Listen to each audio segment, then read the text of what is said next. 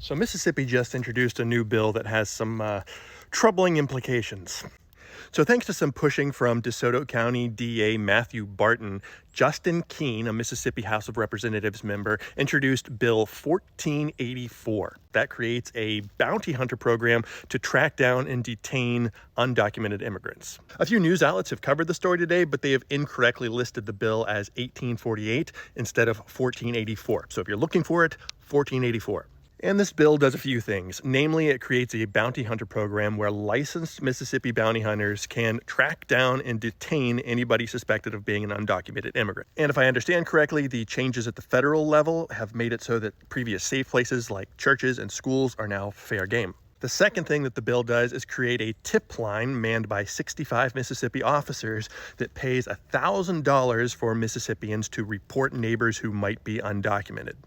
This is another thing that some of those news reports got wrong. They've reported that it is the bounty hunters that get $1,000. No, this is anybody that calls in with a tip. If it leads to an arrest, they get $1,000. It also makes some pretty sweeping changes to immigration law in the state. For example, if you're an undocumented immigrant and you get caught trespassing, that is now a felony that can be punished by life in prison. Also, anybody caught under this bill pretty much loses any possible hope of becoming a citizen in the future. You are permanently barred from ever getting a driver's license, being able to vote, or be a legal resident in the state of Mississippi. The bill also requires mandatory DNA collection from the person arrested, and the federal government has to agree within 24 hours to deport the person. And this all appears to be regardless of the person's individual situation. Could be a student visa that just expired.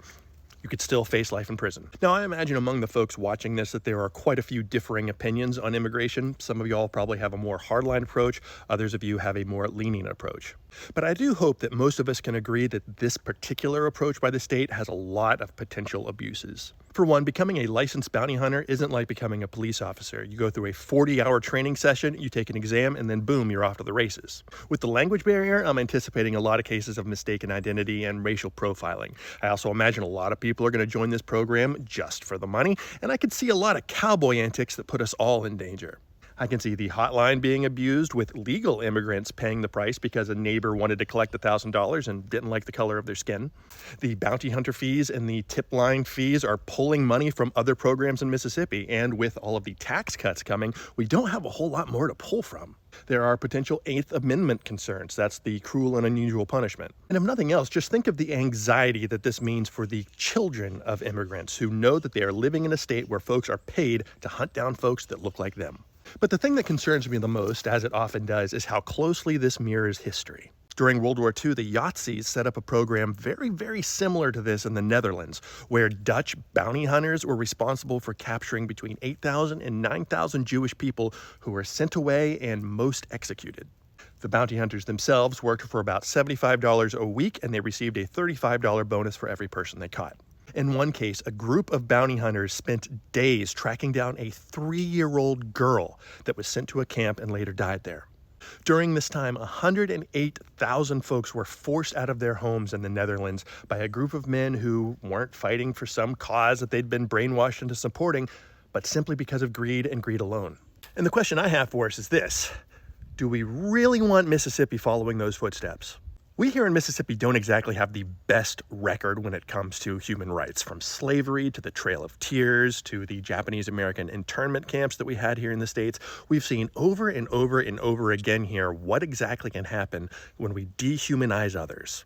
And that impact isn't just to the state, it hurts our souls. And as a state that's considered the most Christian state in the nation, it seems really weird that we ignore the Bible so much in this situation. Leviticus says, when a foreigner resides among you, do not mistreat them. Exodus says, do not mistreat or oppress a foreigner, for you were once foreigners in the land of Egypt. Whatsoever you do unto the least of these, you do unto me, says Jesus. And then he adds later on that if anybody ever takes your jacket, you're supposed to just turn around and give them your shirt. Just something to keep in mind about that whole they're taking our government benefits argument. I mean, our state leaders have stolen more from us than immigrants ever have, documented or undocumented combined. Now, we absolutely have a border problem, and we do have to figure out a way to take care of that. But if we lose our humanity in the process, is it really worth it? Is the issue here in Mississippi really so great that we have to take a page out of the Yahtzee rulebook? And finally, if we create a system in our state where we train people to be turning in neighbors just to make a few bucks, when does that system get turned against us?